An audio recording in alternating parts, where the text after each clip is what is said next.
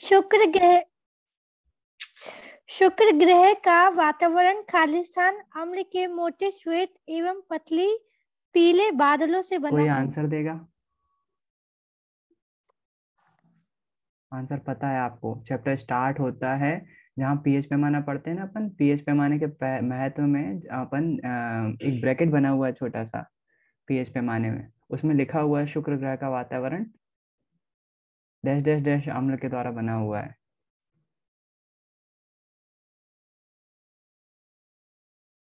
नहीं नहीं यार, ये तो गलत बात है यार।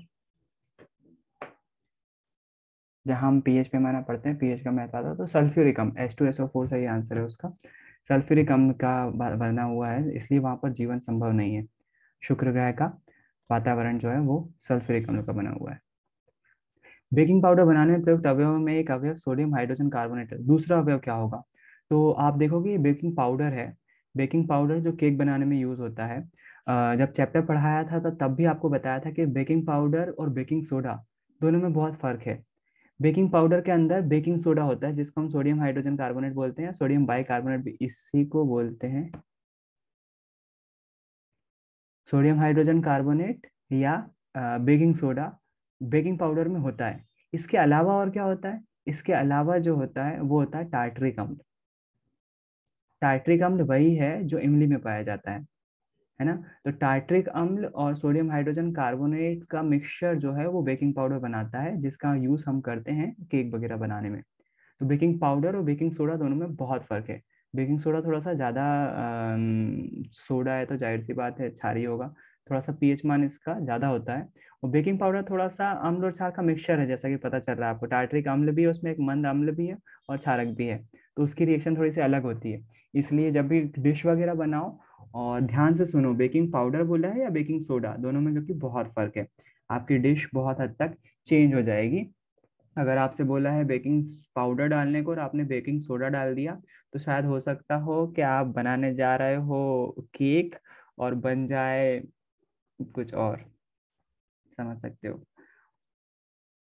कुछ बच्चों ने ऐसा बोला है कि भाई हमने केक बनाया था ना तो वो इतना कड़क हो गया था कि हथौड़े जैसा, तो आपने वही गलती करी बेकिंग पाउडर की जगह बेकिंग सोडा बना दिया, तो वो केक कट ही नहीं रहा, इतना कड़क हो गया है कि वो कट ही नहीं रहा है ना?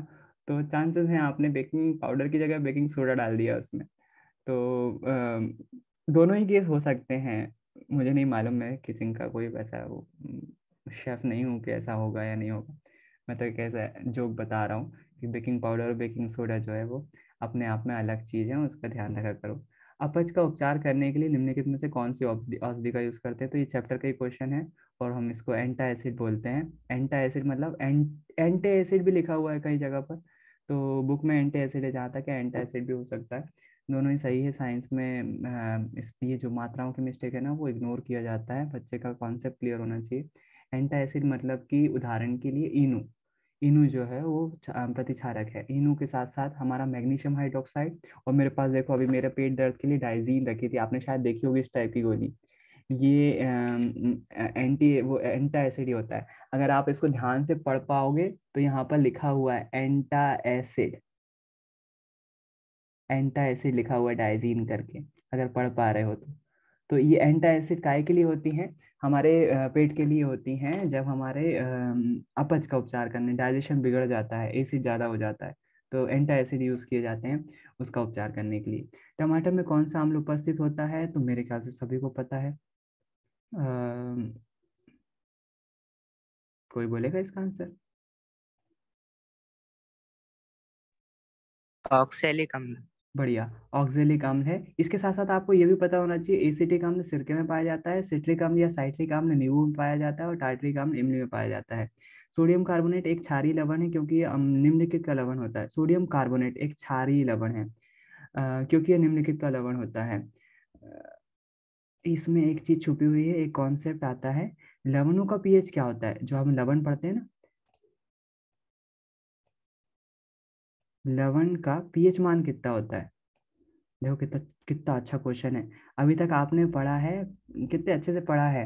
पीएच मान 7 से कम हो तो वो अम्ल होता है, पीएच मान 7 से ज्यादा हो तो वो क्षारक होता है, तो लवण कहाँ जाएंगे भाई? लवणों का पीएच कितना होता है? 7 से कम होता है, ज्यादा होता है कि 7 होता है? अब कुछ होशियार बोलेंगे कि 7 होता है।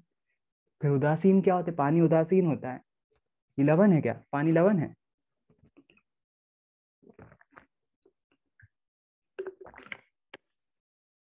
नहीं, पानी उदासीन है। तो फिर लवण का पीएच क्या होता है? 7 से कम होता है कि ज्यादा? तो डिपेंड करता है लवण किन अम्ल और क्षार से बना है। यदि, ध्यान से सुन लेना, यदि अम्ल काय से बन लवण काय से बनता है? लवण बनता है उदासीनीकरण की प्रोसेस में। हम पढ़ते हैं अम्ल और क्षारक आपस में मिलकर क्या बनाते हैं? अम्ल और क्षारक आपस में मिलकर बनाते हैं लवण। तो अब एक बात याद रखो, जब अम्ल और क्षारक आपस में मिलकर लवण बना रहे हैं तो पीएच मान किस पर डिपेंड करेगा? लवण का। लवण का पीएच मान डिपेंड करेगा अम्ल और क्षारक पर। यदि हम, अब देखना आप समझते हो, प्रबल और दुर्बल दो प्रकार के अम्ल होते हैं।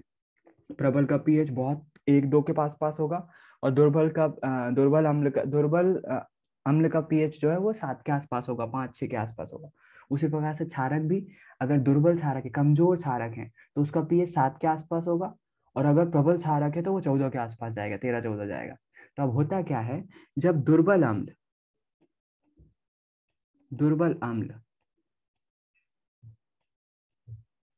प्रबल क्षारक से मिलता है,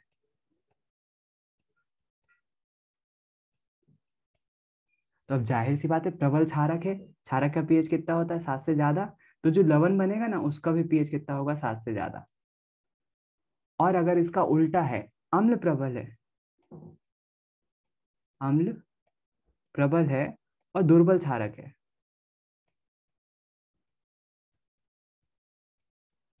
दुर्बल क्षारक है, तो क्या हो जाएगा? जो लवण होगा उसका पीएच हो जाएगा अम्लीय, मतलब 7 से कम।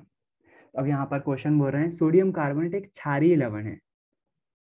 सोडियम कार्बोनेट एक क्षारीय लवण है क्योंकि इसका जो लवण होता है वो क्या होता है? प्रबल अम्ल प्रबल क्षारक। जब दोनों प्रबल होंगे तो फिर जाहिर सी बात है न्यूट्रल बनेगा लवण, उदासीन बनेगा। दुर्बल अम्ल दुर्बल क्षारक दोनों सेम नहीं हो सकते। प्रबल अम्ल दुर्बल क्षारक, जब क्षारीय लवण है तो फिर दुर्बल क्षारक कैसे होगा? प्रबल क्षारक और दुर्बल अम्ल। तो ये वाला आंसर बिल्कुल सही होगा, दुर्बल अम्ल होगा और प्रबल क्षारक होगा, इसलिए ये क्षार की लवण है। तो लवण का पीएच अम्लीय भी हो सकता है, क्षारीय भी हो सकता है, डिपेंड करता है कि वो किस अम्ल से बना है। अम्ल तेज है या क्षारक तेज है, क्षारक तेज है या अम्ल तेज है, दोनों में से डिपेंड करता है किससे मिलकर बना हुआ है। अगर दुर्बल अम्ल और प्रबल क्षारक है तो क्षारीय लवण होगा, जैसा इस केस में है। और अगर प्रबल अम्ल है और दुर्बल क्षारक है तो फिर हमारा जो है वो अम्लीय लवण होगा। तो लवण डिपेंड करता है अम्ल और क्षारक की उपस्थिति पर। अम्लों के लिए कौन सा कथन सत्य है? खट्टा स्वाद तो होता ही है, और नीले लिटमस पेपर को लाल करते हैं। तो खट्टा स्वाद और नीले लिटमस पेपर को लाल कर देते हैं। पीएच स्केल की परास है 0 से 14, 0 से 14, परास मतलब रेंज। विरंजक चूर्ण का सूत्र लिखो। वाह, एक साल में उत्तर आया है, CaOCl2, कैल्शियम ऑक्सीक्लोराइड। अगर याद नहीं है तो याद कर लो, लवण के सारे नाम लिख लो एक जगह पर, उनके फॉर्मूले लिख लो, और आर क्लास की वाली क्लास कॉपी देख लो एक बार। धातु हाइड्रोजन कार्बोनेट अम्ल से क्रिया करके किसका निर्माण कर? धातु हाइड्रोजन कार्बोनेट, हाँ, ये रासायनिक अभिक्रिया है धातु उसकी, धातु के साथ धातु हाइड्रोजन कार्बोनेट। धातु मतलब Na, हाइड्रोजन मतलब H, और कार्बोनेट मतलब CO3। तो आप अगर माइंड मैप में ध्यान रखोगे तो बुक में एक यहाँ पर एक रिएक्शन आती है, इस पेज पर यहाँ पर 2 रिएक्शन लिखी रहती हैं, धातु कार्बोनेट और धातु हाइड्रोजन कार्बोनेट के साथ अम्ल की अभिक्रिया। तो 2 रिएक्शन यहाँ पर लिखी हुई हैं, दोनों रिएक्शन में सेम कंपोनेंट बनते हैं, बस एक बार NaCO3 लिखा हुआ है और एक बार NaHCO3 लिखा हुआ है। दोनों की ही अगर हम अम्ल से क्रिया करवाएं, अम्ल लेने यदि HCl ले लें हम, तो यहाँ पर जो है वो HCl लेने पर यहाँ पर लवण बनेगा, NaCl बनेगा, कार्बन डाइऑक्साइड गैस बनेगी और पानी बनेगा। तो दोनों में ही यही बनता है, NaCl का निर्माण करता है लवण का, साथ ही बनती है CO2 और साथ ही बनती है H2O, पानी। रिएक्शन बैलेंस करना पड़ेगी, बैलेंस नहीं है। दोनों में ही अगर हम सोडियम कार्बोनेट लेंगे, Na2CO3 लेंगे, Na2CO3, और इसकी क्रिया HCl से करवाएंगे तो भी हमारे पास यही मिलेगा, NaCl प्लस CO2 और H2O। तो आप देखना इस चैप्टर को खोल के, माइंड मैप में आपके बुक के यहाँ पर कॉर्नर में 2 अभिक्रियाएं लिखी हुई है, धातु कार्बन, और हेडिंग डाली हुई है, धातु कार्बोनेट और धातु हाइड्रोजन कार्बोनेट के साथ अम्ल की अभिक्रिया, है ना। और दोनों में क्या बनता है, लवण बनता है, कार्बन डाइऑक्साइड गैस बनती है और पानी बनता है। कैल्शियम फॉस्फेट जो धातु के इनेमल में उपस्थित होता है कि रासायनिक प्रकृति क्या होती है।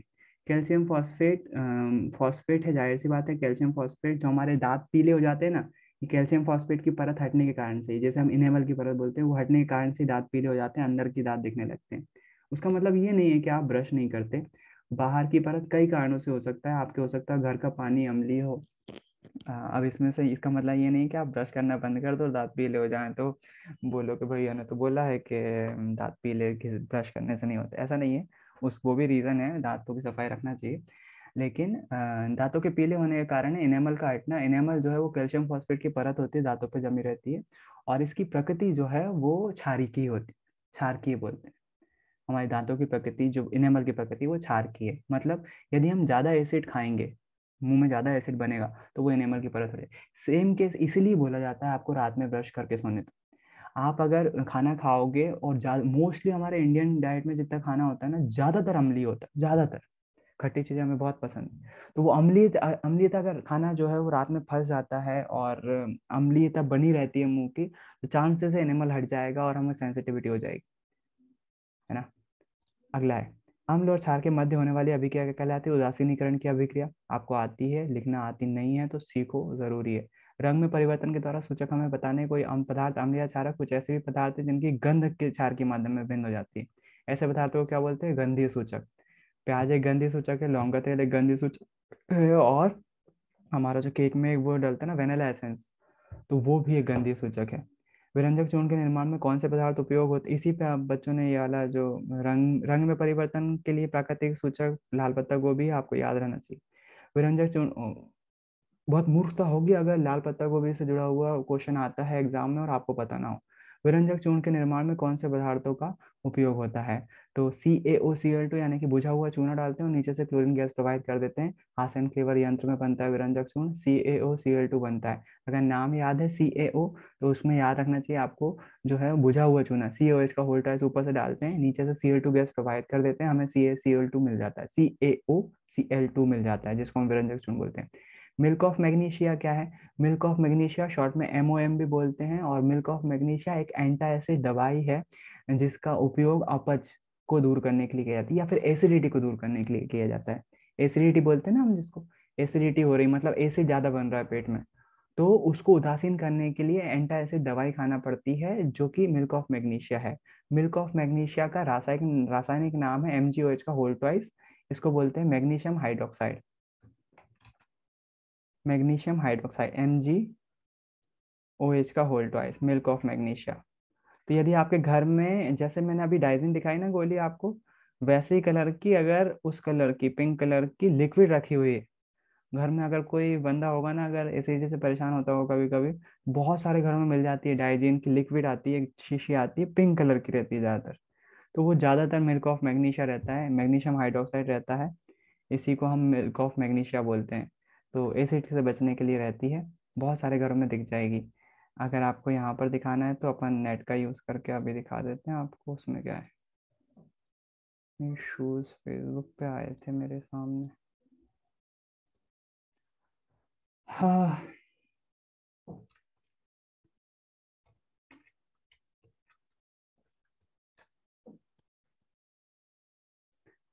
अपने इंडिया में ऐसी नहीं आती, इंडिया में पिंक कलर की दवाई रहती है, ये सब विदेशी दिखा रहे हैं। डाइजीन, ये ऐसी दवाई रहती है एंटासिड, ऐसी लिक्विड रहती है डाइजीन की। और डाइजीन जो है वो एक प्रकार का मिल्क ऑफ मैग्नीशिया ही है। डाइजीन के साथ साथ एक और आती है जेल्यूसिल, तो एसिडिट के लिए होती है जेल्यूसिल, इस प्रकार की रहती है। तो ये purely milk of magnesia, purely तो नहीं रहता, और भी चीजें रहती हैं इसमें, लेकिन है मिल्क ऑफ मैग्नीशिया इसमें उपस्थित होता है। इसके कंपोजिशन में लिखा है क्या, देखो ये अपन ने वो खोला मैग्नीशियम हाइड्रोक्साइड, देखो आप, मैंने इसका वो खोला जेल्यूसिल का, जिस पे डिटेल लिखी रहती है ना, आप देखो पाओगे यहाँ पर 250 mg जो है वो मैग्नीशियम हाइड्रोक्साइड है, मैग्नीशियम हाइड्रोक्साइड IP 250 mg। तो ये magnesium hydroxide he milk of magnesia है ना। दवाई के अंदर देखो, आपको बायो बायो भी पढ़ रहे हैं तो कितना डीप में। ये डेली लाइफ की चीजें हैं, हमको हमारी लाइफ बहुत आसान बना सकती है अगर ये सब चीजें हो तो, हमको पता हो तो। शाकीय पौधे नेटल के डंक में खालिस्तान अम्ल उपस्थित होता है, तो मेथनोइक अम्ल होता है इसमें। भैया जो फिफ्थ वाला है वो रिपीट कर दीजिए ना। फिफ्थ क्या है? गंधी सूचक। हाँ। गंधी सूचक ऐसे पदार्थों को क्या कहते हैं जो गंध के माध्यम से हमें बता देते हैं अम्ल या क्षार के बारे में, तो हम ऐसे ऐसे पदार्थों को गंधीय सूचक बोलते हैं। उदाहरण है प्याज, लौंग का तेल और वेनिला एसेंस। ये सभी जो है वो अम्ल या क्षारक के संपर्क में आने पर अपनी गंध चेंज कर लेते हैं, और ये सारे के सारे गंधीय सूचक हैं। शाकीय पौधे नेटल के डंक में मेथनोइक अम्ल होता है, उसी को हम फॉर्मिक अम्ल भी बोलते हैं। कठोर जल को मृदु करने के लिए खालिस्तान यौगिक का यूज होता है। इसमें दो आंसर आ सकते हैं, लेकिन प्रैक्टिकली ब्लीचिंग पाउडर यूज करते हैं, लेकिन बुक में जो है वो धावन सोडा लिखा हुआ है। तो कठोर जल को मृदु करने के लिए धावन सोडे का उपयोग करते हैं। एक बार देखिएगा, धावन सोडे के उपयोग लिखे हुए ना जहाँ पर आपने, वहाँ पर लिखा होगा कठोर जल को मृदु जल में कन्वर्ट करते हो। मैंने वहाँ पर एग्जाम्पल समझाया भी होगा। कठोर जल मतलब कि जिसमें आपके 4 चैप्टर में तो पढ़ा है आपने। अम्लीय वर्षा का पीएच मान कितना होता है? जाहिर सी बात है 6 से तो कम हो, 5 से कम होता है। अम्लीय वर्षा आप जब पीएच पैमाना पढ़ते हैं तो वहां पर लिखा हुआ आता है कि इससे पीएच से कम हो तो वर्षा अम्लीय वर्षा कहलाती है। कोई बताएगा मुझे कितना है? जहाँ पीएच का महत्व पढ़ते हैं वहां पर है, इससे कम पीएच होता है तो अम्लीय वर्षा कहलाती है वो। ऐसी वर्षा अम्लीय वर्षा कहलाती है, ऐसा लिखा हुआ है उसमें। चलो नहीं पता मतलब बुक वगैरह खोल के नहीं बैठे होगे तुम लोग, ठीक है कोई दिक्कत नहीं। सोडियम हाइड्रोक्सन हाइड्रोजन कार्बोनेट का सामान्य नाम है। सोडियम हाइड्रोजन कार्बोनेट को सोडियम बाइकार्बोनेट भी बोलते हैं, और इसका नाम है खाने का सोडा। सिरके में खालिस्तान अम्ल उपस्थित होता है, एसिटिक अम्ल। चूना पत्थर, खड़िया व संगमरमर। अम्लीय वर्षा का पीएच मान 5.6 से कम हो जाता है, बढ़िया इसमें ये लिखा हुआ है। बढ़िया, वही है पीएच मान। हमें को 6.5 वो कंफ्यूजन होता है इसलिए। 5.6 है, हाँ 5.6 5.6 वो इधर उधर हो जाता है मेरे दिमाग में। 5.6 सही है। से सिरके कम में, हो जाती लिखा हुआ है उसमें। अरे हाँ भाई, वर्षा का मान अगर जो पीएच मान है वो 5.6 से कम हो जाएगा तो वो अम्लीय वर्षा कहलाती है। वो वर्षा फिर क्या कहलाती है? अम्लीय वर्षा। अगर उससे ज्यादा है या उसके बराबर है तो फिर उसको नहीं बोलते हम अम्लीय वर्षा। 5.6 से कम होगा तभी हम उसको अम्लीय वर्षा बोलते हैं। तो इसमें आंसर लिखेंगे हम, अम्लीय वर्षा का पीएच मान 5.6 से कम होता है। सोडियम हाइड्रोक्साइड को हम खाने का सोडा बोलते हैं। सिरके में एसिटिक अम्ल उपस्थित होता है। चूना पत्थर, खड़िया एवं संगमरमर खालिस्तान के विभिन्न रूप हैं। तो ये चूना पत्थर CaCO3 कैल्शियम कार्बोनेट, खड़िया जो है चौक को बोलते हैं, बुझा हुआ चूना है, चूना भी हो सकता है। संगमरमर CaCO3 कैल्शियम कार्बोनेट आएगा इसमें आंसर, CaCO3 CaCO3। और हिंदी में इसका नाम लिखते हैं कैल्शियम कार्बोनेट, कैल्शियम कार्बोनेट। अगला है अम्ल एवं क्षारक की अभिक्रिया के परिणाम स्वरूप लवण तथा जल प्राप्त होते हैं, इस अभिक्रिया को खालिस्तान कहते हैं। तो अम्ल और क्षारक आपस में क्रिया करते हैं तो लवण बनाते हैं, जल बनाते हैं। इसको हम उदासीनीकरण की प्रोसेस कहते हैं, आपको पता है। अधात्विक ऑक्साइड जो है वो अम्लीय प्रकृति के होते हैं, और धात्विक ऑक्साइड क्षारकीय प्रकृति के होते हैं। कैसे याद रहेगा? मैग्नीशियम रिबन को जलाओगे, मैग्नीशियम धातु है, उसको जलाओगे तो मैग्नीशियम ऑक्साइड मिलेगा, उसको हम बोलते हैं धात्विक ऑक्साइड। धात्विक ऑक्साइड राख को आप पानी में घोल रहे हो तो जाहिर सी बात है वो क्षारकीय प्रकृति का होगा। और यदि मैं किसी अधातु को जलाता हूँ, जैसे उदाहरण के लिए सल्फर का पाउडर जलाता हूँ, तो आपने जब क्लास में शायद मेरे ख्याल से जलाया होगा, जब जलाया होगा तो अजीब सी स्मेल आती है तीखी, तो वो सल्फर डाइऑक्साइड गैस की रहती है। उसको अगर हम परख नली में जमा कर लें और पानी में घोलें तो वो पानी को भी अम्लीय बना देता है। तो धात्विक ऑक्साइड के प्रकृति जो है वो क्षारकीय होती है, और अधात्विक ऑक्साइड की प्रकृति जो है वो अम्लीय होती है। लिटमस विलयन जब ना तो अम्लीय होता है ना क्षारकीय, तब यह बैंगनी रंग का होता है। लिटमस विलयन बैंगनी रंग का होता है। जब धातु अम्ल से हाइड्रोजन परमाणु को हाइड्रोजन गैस में विस्थापित करती है, उससे यौगिक बनता है व्हाट? जब धातु अम्ल से हाइड्रोजन परमाणुओं का हाइड्रोजन गैस के रूप में विस्थापित करती है, तब जो यौगिक बनता है उसे खालिस्तान कहते हैं। धातु अम्ल से धातु मतलब ठीक है, करके देख लेते हैं ना। Zn plus H2SO4।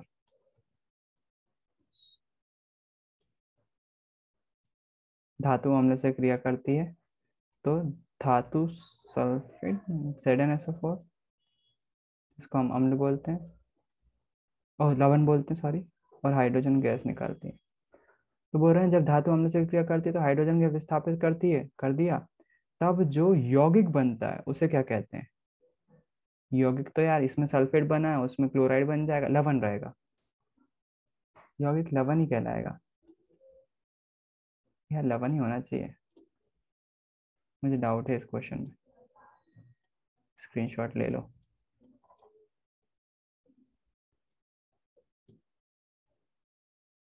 सही जोड़ी मिलाना है। खट्टे दूध, खट्टे दूध का पीएच कितना होगा?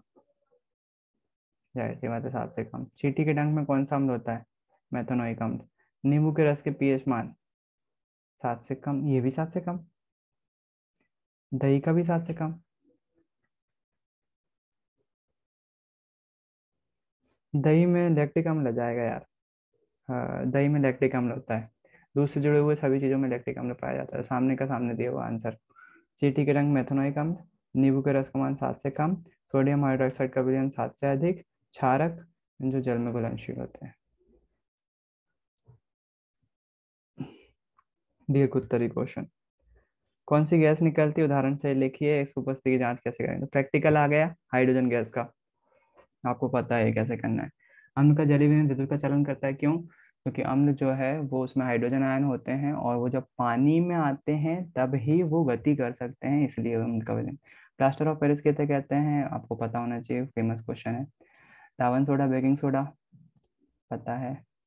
सोडियम क्लोराइड का जलीय विलयन उदासीन होता है, लेकिन सोडियम कार्बोनेट का जलीय विलयन क्षारीय होता है। हाँ, अभी थोड़ा सा टाइम कम है, चलो कल कंटिन्यू करेंगे इसको। आज के लिए इतना ही। क्वेश्चन आंसर फिर से कल कंटिन्यू करेंगे, तीसरा चैप्टर भी देखेंगे। 9 बज गए। मैथ साइंस लगातार चलता रहेगा। सीख रहे हो, ज्वाइन करते रहो। बाय, गुड नाइट, जय गुरु सभी।